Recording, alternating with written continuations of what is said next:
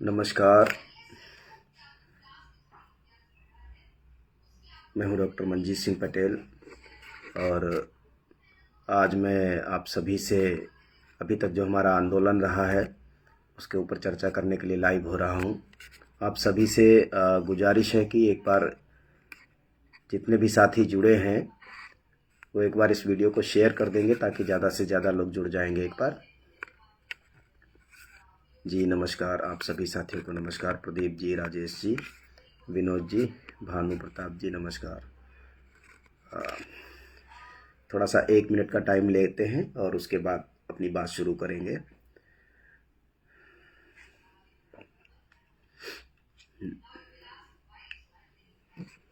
जी राजेश गुप्ता जी नमस्कार।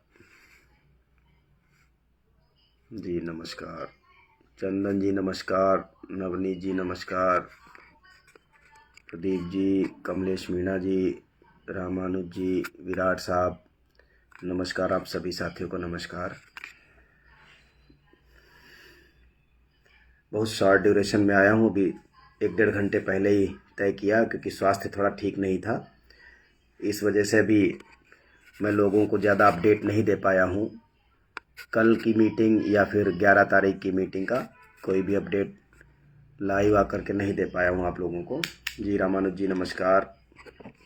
अखिलेश जी, अमरदीप जी, सत श्री अकाल जी, नमस्कार। हीरालाल साहब एक बार शेयर कर देंगे आप लोग ज़्यादा से ज़्यादा तो लोगों तक पहुँच जाएगी बात। सबसे पहले तो 9 नवंबर के कार्यक्रम को ऐतिहासिक और शानदार बनाने के लिए आप सभी साथियों का, पूरे देश के पेंशन विहीन साथियों का बहुत बहुत आभार और सभी साथियों को बहुत बहुत बधाई, क्योंकि मुझे लगता है कि 2023 के बाद लंबे समय से दिल्ली में कोई बड़ा आंदोलन नहीं हुआ था और उसके बाद अगर देखा जाए तो ये पहला बड़ा आंदोलन हुआ है जो 9 नवंबर को हुआ है।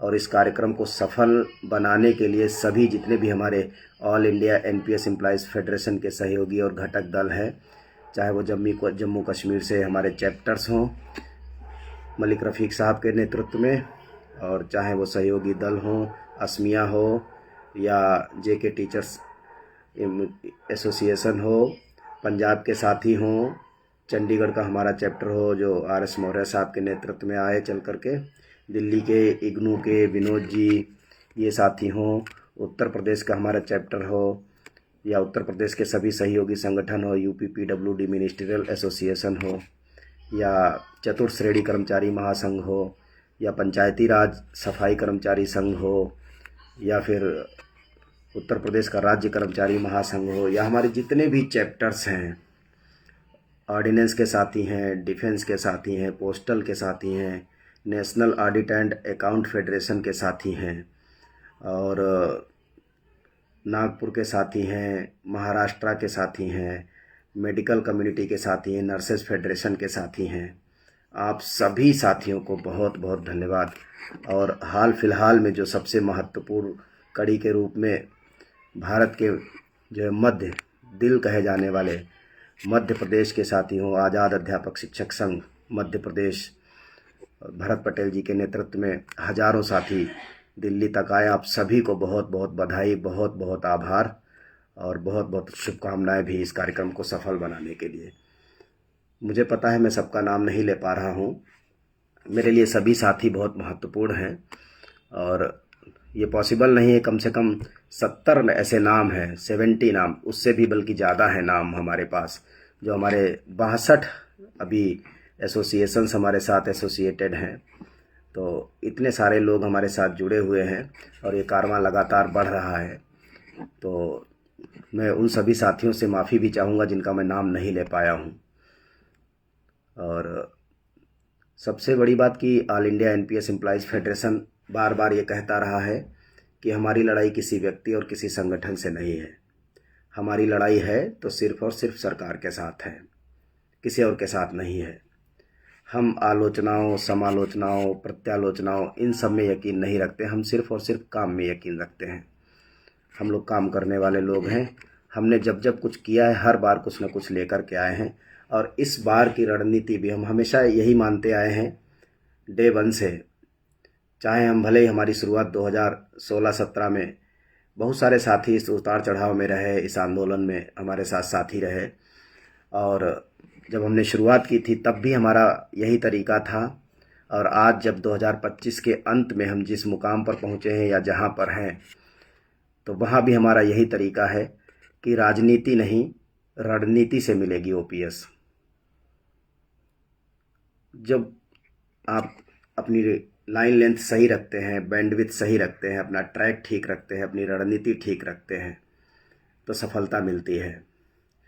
मैं बहुत शॉर्ट में बात बताऊंगा कि जब हमने 2017-18 में इस आंदोलन को शुरू किया था, बहुत सारे साथियों के साथ संगठन बने, बिगड़े, कुछ टूटे, कुछ फूटे, कुछ नए संगठन बने, और ये सब आंदोलनों में चलता भी है। ऐसा दुनिया का कोई आंदोलन नहीं है जिस आंदोलन से कोई नया आंदोलन ना निकला हो, या ऐसा कोई दुनिया का संगठन नहीं है जिसमें से उसकी ब्रांचेज ना खिली हों। तो ये बात कहना आदर्श रूप में कि ये मतलब असंभव होगा, मैं नहीं मानता इस बात को। और मैं ये मानता हूँ कि जितने लोग इस लड़ाई को लड़ेंगे, इस लड़ाई को अंजाम तक पहुँचाना उतना आसान होगा, उतना महत्वपूर्ण होगा। सपोज दैट कि एक ही आदमी, केवल एक ही बैनर के तले सारे लोग समा गए अगर, और वो बैनर कहीं बिक गया, वो बैनर कहीं झुक गया, वो बैनर कभी टूट गया, तो पूरा का पूरा आंदोलन, पूरा का पूरा संगठन तबाह हो जाता है। इसलिए ज़रूरी है कि अलग अलग नेतृत्वकर्ता जो भी हैं, गंभीरता के साथ, अलग अलग अपनी रणनीति के साथ, लेकिन एक लक्ष्य की तरफ बढ़ते रहें, और वो रणनीति हमेशा सफल होती है। होती आई है। हम लोग अगर बात करें कि 2018 में जब पहली बार 30 अप्रैल 2018 को हम लोगों ने आंदोलन किया था, उससे कुछ ज़्यादा हासिल नहीं हुआ। फिर उसके बाद 26 नवंबर 2018 को उसी रामलीला मैदान में दिल्ली के उस समय तत्कालीन मुख्यमंत्री अरविंद केजरीवाल जी को ला करके हम लोगों ने पुरानी पेंशन बहाली का प्रस्ताव पास कराया था। रणनीति सही होती है तो कुछ न कुछ नतीजा जरूर निकलता है। उसके बाद 2019 में सत्याग्रह चलाया हम लोगों ने। लास्ट में नवंबर 2019 में सत्याग्रह चलाया, देश के कोने कोने में वो सत्याग्रह चलाया। कम से कम 18-20 राज्यों में उस सत्याग्रह अलग अलग जगहों पर चलाया गया। सत्याग्रह के बाद 2020 में कोरोना शुरू हो गया, 2021 तक कोरोना चलता रहा। 2020 में डेथ एंड डिसेबिलिटी पर हम लोगों ने काम शुरू किया जब कोरोना में मौतें हो रही थी। तो 30 मार्च 2021 को रणनीति सही थी, कैबिनेट सेक्रेटरी साहब के प्रयासों से, उनके सहयोग से डेथ एंड डिसेबिलिटी के केस में ओल्ड पेंशन स्कीम का विकल्प खुला। 2021 में मिला ये हम लोगों को 30 मार्च 2021 को। फिर उसके बाद हम लोगों ने राष्ट्रीय मानवाधिकार आयोग का घेराव किया। उसके माध्यम से DARPG यानी department of administrative reforms and pension grievances के सेक्रेटरी पर पेंशन मुद्दे को लेकर के पहली बार मुकदमा कायम हुआ। पहली बार मुकदमा कायम होने के बाद जून 2021 में पहली बार राष्ट्रीय मानवाधिकार आयोग ने DARPG यानी department of administrative reforms and pension grievances Bharat सरकार को लिखा कि इस मुद्दे पर कमेटी का गठन किया जाए तत्काल रूप से। 2022 में पूरे भारत में इस आंदोलन को पहुंचा रहे थे हम लोग। तो उस समय की 2022 की जो सबसे बड़ी मैगजीन थी आउटलुक, उस मैगजीन ने इस आंदोलन को 22 प्रमुख मुद्दों में से रखा। और 2022 में ही पहली बार दिसंबर में NHRC ने DARPG सेक्रेटरी के ऊपर से मुकदमा हटा लिया, और मुकदमा के बाद भारत सरकार ने कमेटी गठित करने का फैसला लिया। और 6 अप्रैल 2023 को, 4 महीने बाद कह लीजिए या फिर 3 महीने बाद, 6 अप्रैल 2023 को पहली बार भारत सरकार ने कमेटी का गठन किया। और उस कमेटी ने 24 अगस्त 2024 को, तकरीबन 1.5 साल के बाद यूनिफाइड पेंशन स्कीम का नया एक ड्राफ्ट लेकर के आई। फिर हम लोगों ने उस ड्राफ्ट के खिलाफ लड़ाई शुरू की, वो चाहे सोशल मीडिया पर हो, चाहे धरातल पर हो, चाहे अलग तरीके से दबाव हो, चाहे वार्ता का माध्यम हो, टेबल टॉक का माध्यम हो। हम लोग उसमें सफल हुए। और 18 जून को, अगर आपको याद हो तो, यूनिफाइड पेंशन स्कीम में भी 2 बदलाव हो गए। अब हम चले थे NPS से OPS की तरफ, हम UPS तक पहुँचे। अभी UPS में कुछ ऐसी चीज़ें रह गई थी। इसी बीच में पे कमीशन का मुद्दा भी बहुत इम्पोर्टेंट था। पे कमीशन के मुद्दे को देश में कोई नहीं उठा रहा था, कोई संगठन नहीं उठा रहा था। All India NPS employees federation ने पहली बार पे कमीशन के मुद्दे को उठाना शुरू किया, और न केवल उठाया बल्कि भारत सरकार के साथ टेबल टाक करने से लेकर के 16 जनवरी को गठन का ऐलान, 16 जनवरी के बाद फिर लगातार सितंबर में लगातार डिमॉन्स्ट्रेशन करना, सरकार पर दबाव बनाना, 1 अक्टूबर को पूरे देश के 100 शहरों से बैलून के माध्यम से प्रधानमंत्री जी का ध्यान आकर्षित करना, और 7 अक्टूबर को भारत सरकार के पेंशन सेक्रेटरी के साथ टेबल टॉक में शामिल होना, और 7 अक्टूबर के बाद 26 अक्टूबर को ट्विटर कैंपेन चलाना हम लोगों के द्वारा, और 26 अक्टूबर के बाद 28 अक्टूबर को भारत सरकार द्वारा पे कमीशन की कमेटी गठित करने का निर्णय लिया जाना। यहाँ तक हम लोग, बड़े भाई पद्मनाथ त्रिवेदी जी भी जुड़े हैं, विश्वविजय विद्रोही जी, नरेश वर्मा जी, आप सभी साथियों का बहुत बहुत स्वागत है। तो यहाँ तक हम लोग पहुँचे। एक रणनीति जरूरी होती है, ये नहीं कि हो हंगामा किए बस। हम लोग पहले भी बोलते हैं कि हंगामा का खड़ा करना मेरा मकसद नहीं, हंगामा खड़ा करना मकसद नहीं है, मकसद है कि समाधान निकलने चाहिए। तो हम उस पर बात करते हैं, आंदोलन करते हैं। आंदोलन इसलिए करते हैं ताकि सरकार के साथ बैठ करके वार्ता की जा सके, और वार्ता करने के बाद कुछ हल निकाला जा सके। आंदोलन इसलिए नहीं करते हैं कि फलानी पार्टी के जा करके हम अपना आंदोलन जो है फलाने आदमी को ले जा करके वहाँ उसको स्थापित कर देंगे और उसके बदले में विपक्ष से कुछ मांग लाएंगे, इसलिए आंदोलन नहीं करते हैं। हमारा सीधा एजेंडा है, आंदोलन करके हम कर्मचारियों की एकता की शक्ति दिखाते हैं, और शक्ति के बल पर जाते हैं भारत सरकार से कि हमारा ये मुद्दा है, इतने सारे लोग प्रताड़ित हैं, इस चीज़ की डिमांड कर रहे हैं और इस चीज़ को ऐसे हासिल किया जा सकता है। हम अपना ब्लूप्रिंट मॉडल ले करके जाते हैं और हम कुछ न कुछ हर बार हासिल करके लाते हैं।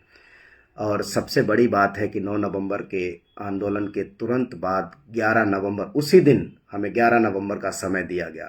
चूँकि बिहार चुनाव चल रहे थे, पूरी सरकार के बड़े बड़े मंत्री जी सारे उसमें शामिल थे, तो बिहार के चुनावों में लोग लगे हुए हैं, और मुझे लग रहा है आज चुनाव ख़त्म हो गया होगा वहाँ पर। तो 11 नवंबर को हमें मिलने का समय दिया गया। हम लोगों ने बातचीत करी। बहुत सारे साथी पूछ रहे थे कि सर क्या बात हुई है, पर्सनल बता पाना बहुत मुश्किल है, हज़ारों फ़ोन आए होंगे इस बीच। मैं आप सभी से माफ़ी भी चाहता हूं जिनके फ़ोन में नहीं उठा पाया। स्वास्थ्य भी चूँकि थोड़ा सा ख़राब हो गया था, फिर ऊपर से कल फिर हमें इनवाइट किया गया, कल फिर हम लोगों ने इस मुद्दे पर बातचीत की है। और मैं आप लोगों को बता दूं कि माननीय मंत्री जी ने जो आश्वासन दिया, हर आदमी यही पूछ रहा था कि क्या आश्वासन मिला, तो हम केवल आश्वासन लेने नहीं जाते हैं भैया, या आश्वासन का खेल हम लोग नहीं खेलने जाते हैं, हम लोग कमिटमेंट का खेल खेलते हैं।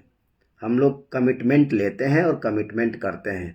All India NPS employees federation का कमिटमेंट है कि हम ओल्ड पेंशन स्कीम के सभी प्रावधान हूबहू बहाल करा के दिखाएंगे 2026 में ही। हमें उसके लिए 2027 के उत्तर प्रदेश के चुनाव, 2029 के लोकसभा के चुनाव, इससे कोई लेना देना नहीं है कि हम पहले 2027 के चुनाव पर फोकस करें, फिर उसमें हार भूर जाएं, उसमें फेल हो जाएं, तो 2029 के चुनावों की बात करें और उसमें फिर फेल हो जाएं तो फिर 34 पे जाके अटके, क्योंकि हमारा ये धंधा नहीं है। आंदोलन हमारा धंधा नहीं है, आंदोलन हमारी मजबूरी है। आंदोलन हमारे संघर्षों के समाधान के लिए है, आंदोलन हमारे हकों के लिए है, आंदोलन हमारा बिजनेस नहीं है। हम आंदोलन बिजनेस के लिए नहीं करते हैं। तो जब हमारी बातचीत हुई, हमने पूरा डिटेल से समझाया है।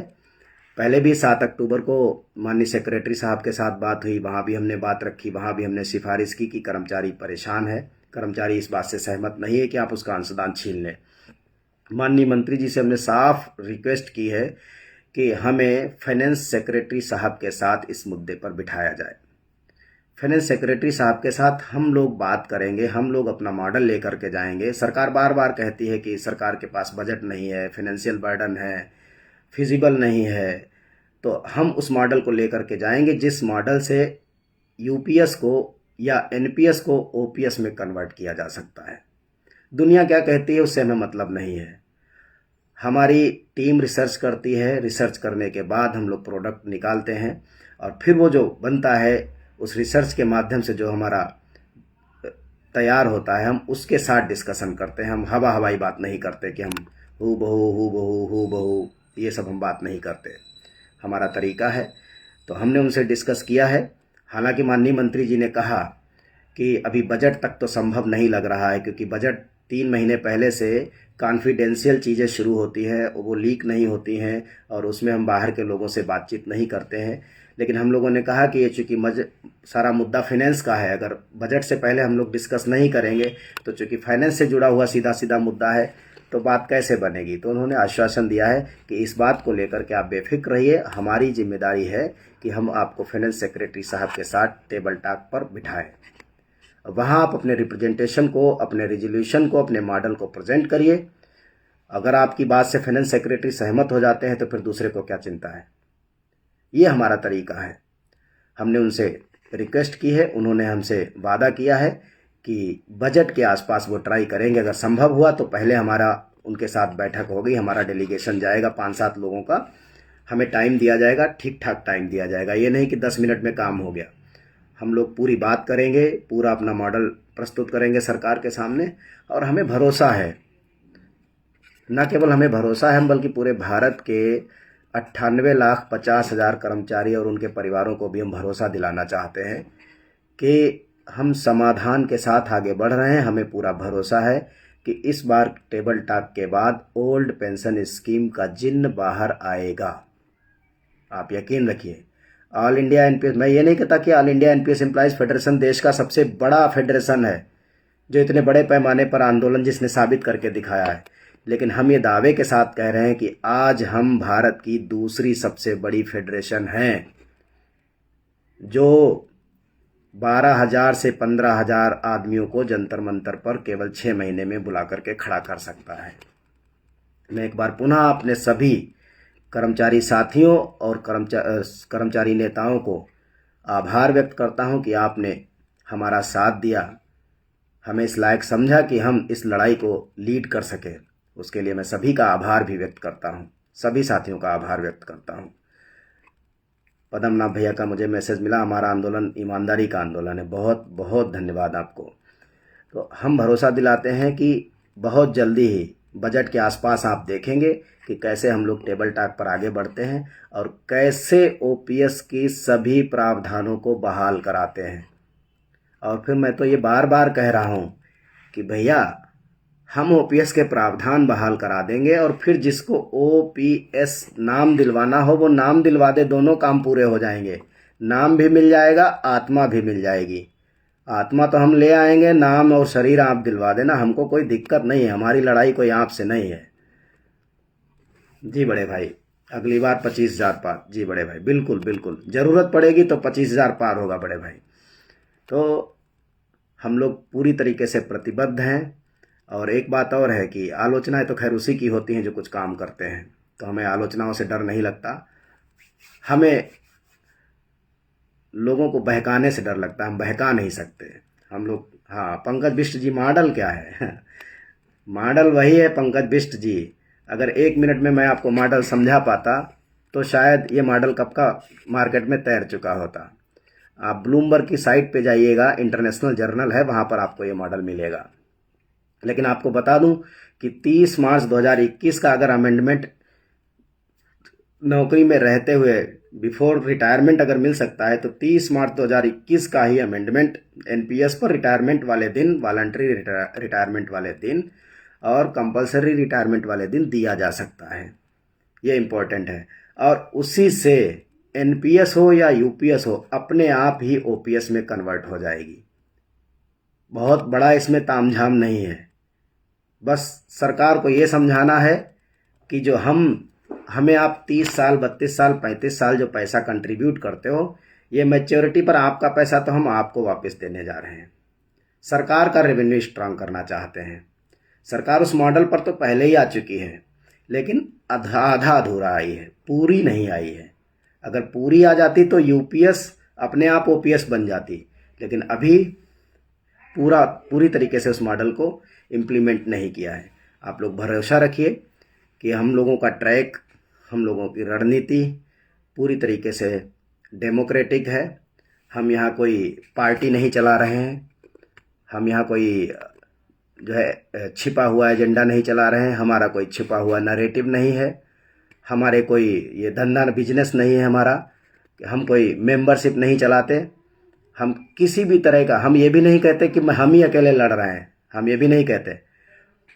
हम ये ज़रूर कहते हैं कि इस काम को हम करा सकते हैं। और जिनको भरोसा नहीं है वो फेसबुक वाल उठाकर चेक कर लें, 2017 से देख लें। जो लोग हम पर आक्षेप लगाते हैं वो ये देख लें कि पहली बार इस आंदोलन में सबसे पहले अगर किसी मुख्यमंत्री को मंच पर लाने वाला था तो वो कौन था, ये देख लो।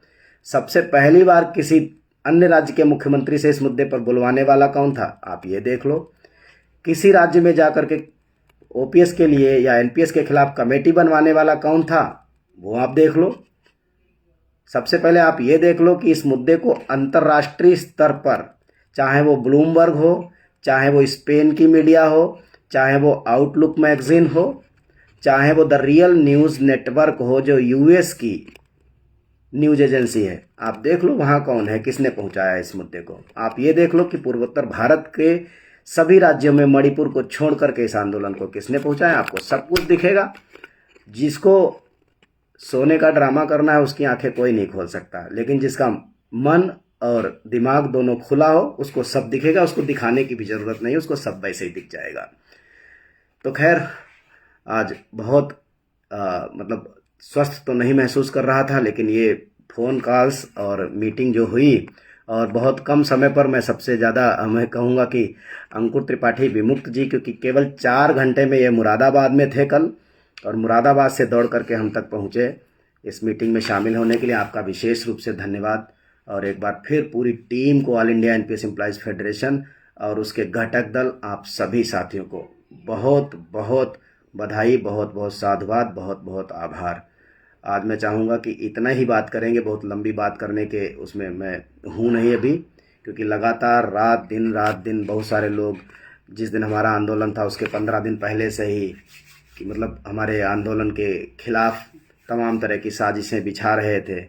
दिल्ली में 7 तारीख को प्रेस कॉन्फ्रेंस, 8 तारीख को प्रेस कॉन्फ्रेंस, 9 तारीख को भी प्रेस कॉन्फ्रेंस, फिर 10 तारीख को भी प्रेस कॉन्फ्रेंस। बाप रे बाप, इतनी ताकत तो अगर सरकार से लगाई होती तो 2023 में ही बहाल हो जाती, 2024 भी नहीं लाना पड़ता। इतनी ताकत अगर ईमानदारी से 2023 में लगाई होती तो कम से कम विपक्ष के मैनिफेस्टो में तो डलवा ही लेते, जहां 25 मुद्दे थे। बाप रे बाप। और फिर मैसेज किया गया, फेसबुक पे बड़ा बड़ा लिखा गया कि 1 हफ्ते के अंदर सप्लीमेंट्री मैनिफेस्टो आएगा। आया क्या भैया आज तक? एक बात और आप लोगों से कहूँगा कि हमारे जो आंदोलन का जो मैं कहूँगा कि जो सबसे नेगेटिव पक्ष है वो कोई और नहीं, वो हम ही लोग हैं। क्योंकि हमारे क्या है, एजेंडे और है। पेंशन सेकेंडरी एजेंडा है, पहला एजेंडा भाजपा सपा कांग्रेस सरकार फलाना ढमकाना मोदी ये वो ये सब है। जिस दिन पेंशन एजेंडा होगा उस दिन हर आदमी ये कहेगा कि मेरी सरकार है, मेरा हक है, और सरकार मुझे कैसे नहीं देगी, क्यों नहीं देगी सरकार। उस दिन पेंशन मुद्दा इतना बड़ा नहीं रह जाएगा। लेकिन पेंशन मुद्दा तो केवल हथियार बना दिया गया, और बाकी मुद्दा सबसे मेन एजेंडा आ गया कि फलानी पार्टी है। तो जब तक वो तो तभी चाहेंगे जब उनकी पार्टी देगी, तभी दे लेंगे। हमें तो फर्क नहीं पड़ता किसकी पार्टी है किसकी पार्टी नहीं। मेरे लिए तो सभी पार्टियां बराबर हैं। मेरे लिए केवल सरकार मायने रखती है। जो चुन के आ जाएगा हम उससे ऐसे ही मांगेंगे, ऐसे ही लड़ेंगे और ऐसे ही हम लेके भी रहेंगे। बहुत बहुत धन्यवाद आप सभी साथियों का। और जिन साथियों का नाम नहीं ले पाया मैं एक बार फिर से माफ़ी चाहूँगा, और जिनका नाम मैं छोड़ भी देता हूँ अपने समझ के, जो ज़्यादा करीब हैं उनके मैं सोचता हूँ वो हमारी सबसे कोर टीम का हिस्सा हैं। तो उन साथियों से भी माफ़ी चाहूँगा कि हम लोग बोलते ही हैं कि नाम, और इस चक्कर में हम लोग नहीं पढ़ते हैं। पहले भी बोलते हैं कि ओपीएस नाम के लिए नहीं, ओपीएस की आत्मा चाहिए, उसी के लिए हम लोग लगे हुए हैं। आप लोग भरोसा रखिए, इस बार हम लोग कुछ न कुछ बेहतर करा के लाएंगे, और हमें पूरा भरोसा है ही कि हम पूरी की पूरी पुरानी पेंशन बहाल करा के लाएंगे। 8वें पे कमीशन पे हम लोगों ने न केवल गठन, भले लेट हो गया है, थोड़ा लेट हुआ, 10 महीने लेट है, मैं खुद इस बात को स्वीकार करता हूं, लेकिन अगर हमारे साथ साथ बाकी संगठनों ने भी ताकत लगाई होती तो ये 10 महीने लेट नहीं होता। ये होता है तरीका।